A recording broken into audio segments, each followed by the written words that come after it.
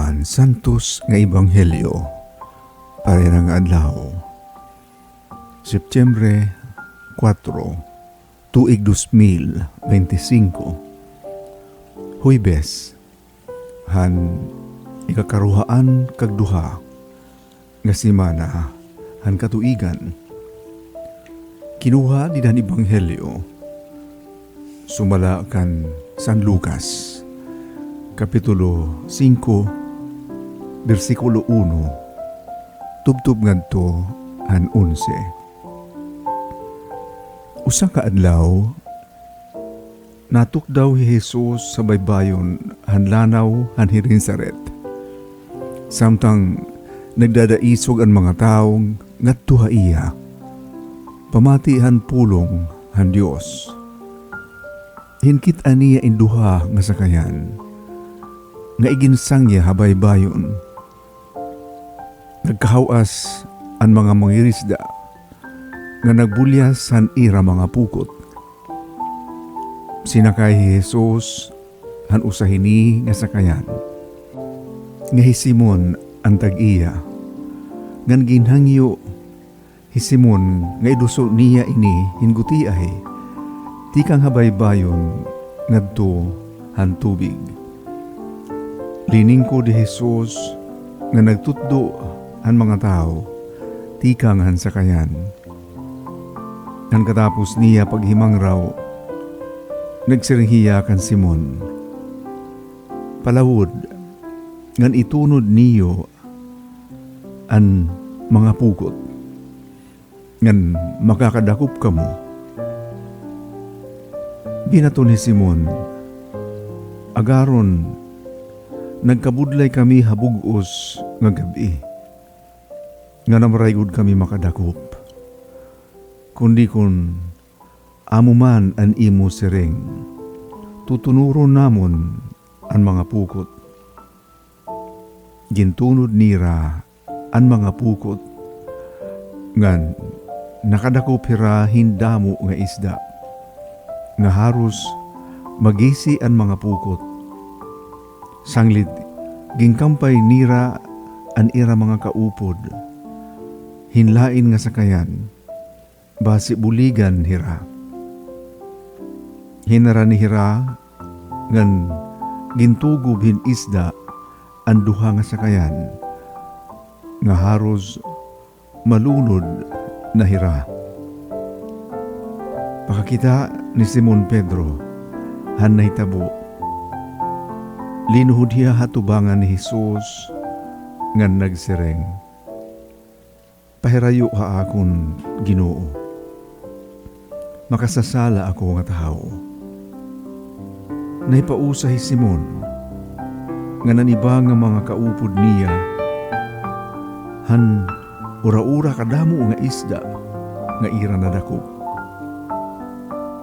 Naipausa man liwat hira Santiago ug Juan, nga mga anak ni Zebedeo, ng mga kabulig ni Simon.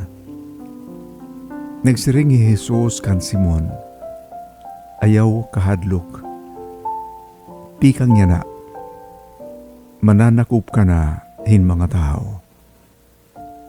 Iginsang niya nira ang mga sakayan, ginbayaan ang ngatanan, ngan sinunod hira kan Jesus.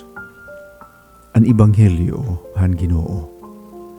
Pagdayawon ka, Kristo. Haliputay nga pamalandong han Santos nga Ebanghelyo, yan ang adlaw.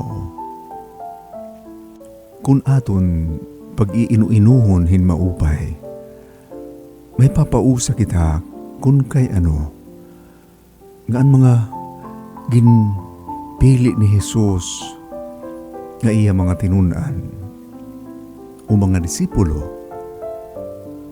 natikang hugpuin nga mga tao nga diri mga tagusyado han mga komunidad. Sugad pananglitan hiniya na hira Simon Pedro, mga parapangisda.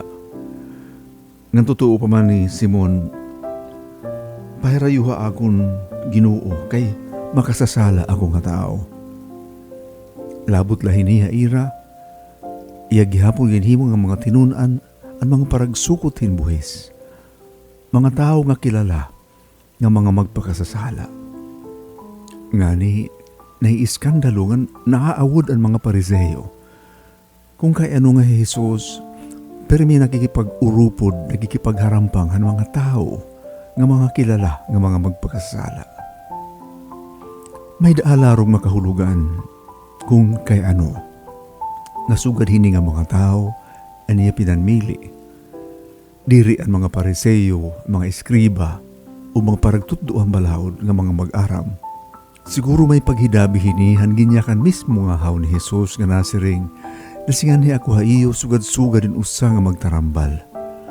Para hadton mga magsakit, diri para hadton mga maupay na inlawas. Kumadto pangani kita ang santos nga ebanghelyo.